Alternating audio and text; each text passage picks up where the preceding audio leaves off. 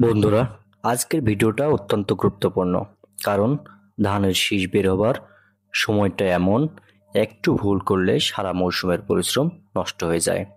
আজ আমি বলবো শীষ বের হবার পর কোন স্প্রে দিলে ধান হবে একদম স্বাস্থ্যবান, শীষ ভরবে দানায়, আর রোগ থাকবে একদম দূরে। কৃষি বাংলা কথার নতুন ভিডিওতে আপনাদের সকলকে স্বাগতম। আপনারা যারা আমাদের চ্যানেলে নতুন, তারা অবশ্যই চ্যানেলটি সাবস্ক্রাইব করুন এবং বেল আইকনটি প্রেস দিয়ে রাখুন।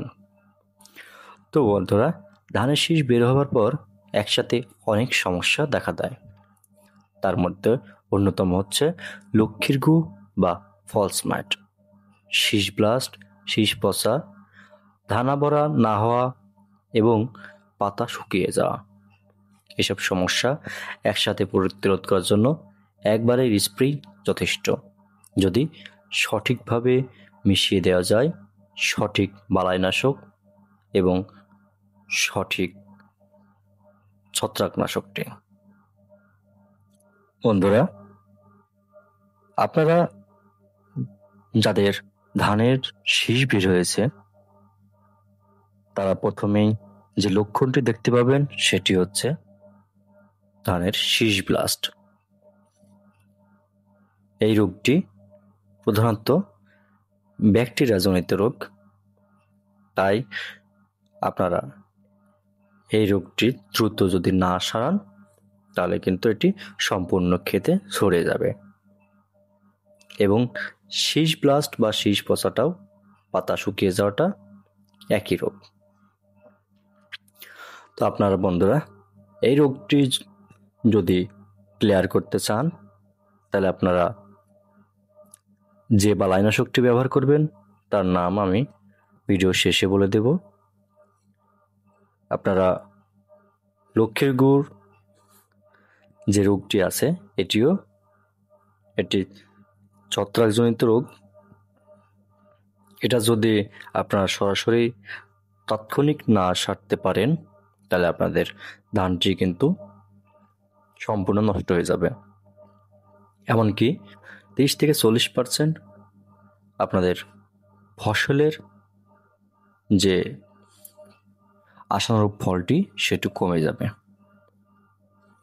তাই শীষ বের হওয়ার পর খুব সক্রিয়তার সাথে আপনাদের পরিচর্যাগুলো করতে হবে। শীষ বের হয়ে গেলে আপনারা যে কাজটি করবেন সেটি হচ্ছে, আপনারা বিঘা প্রতি 3-4 কেজি ইমোপি এবং একটি বোরন, তার সাথে সিলিকন জাতীয় আপনারা একসাথে মিক্সড করে সেটি ছিটিয়ে দেবেন। এতে আপনাদের ফসলের যে দানায় শক্তিশালী হবে এবং গাছটি পুরো হবে, পাতাগুলো সবুজ থাকবে, ফলন বেশি হবে। লক্ষ্মীর গু রোগের জন্য আপনারা ব্যবহার করবেন কার্বেন্ডাজিম প্লাস প্রোপিকোনাজোল গ্রুপের ছত্রাকনাশকটি।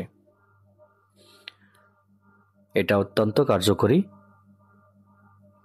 আপনারা প্রপিকন, নাপকো কোম্পানির প্রপিকন এবং কার্বেন্ডাজিম ব্যবহার করবেন। শীষ ব্লাস্ট এবং শীষ পচার জন্য আপনারা ব্যবহার করতে পারবেন অ্যামিস্টার টপ এবং নাপকো কোম্পানির অ্যাফেক্স। যদি আপনাদের ফসলে কারেন্ট পোকা নামে পরিচিত সেটার উপদ্রব বৃদ্ধি হয় তাহলে আপনারা পাইমেট্রিজিন প্লাস নিডেনপাইরান গ্রুপের বালাইনাশক ব্যবহার করবেন। ঠিক সময়ে এগুলো ব্যবহার করলে আপনারা দেখতে পাবেন আপনারা ধান সম্পূর্ণ রোগমুক্ত থাকবে এবং আপনারা অধিক ফলন পেতে পারেন। তো বন্ধুরা, আমাদের ইউটিউব চ্যানেলে প্রতিনিয়ত বিভিন্ন ফসলের রোগ এবং প্রতিকার, বালাইনাশক সম্পর্কে ভিডিও দেওয়া হবে, তাই আপনার চ্যানেলটি অবশ্যই সাবস্ক্রাইব করুন। ধন্যবাদ সবাইকে।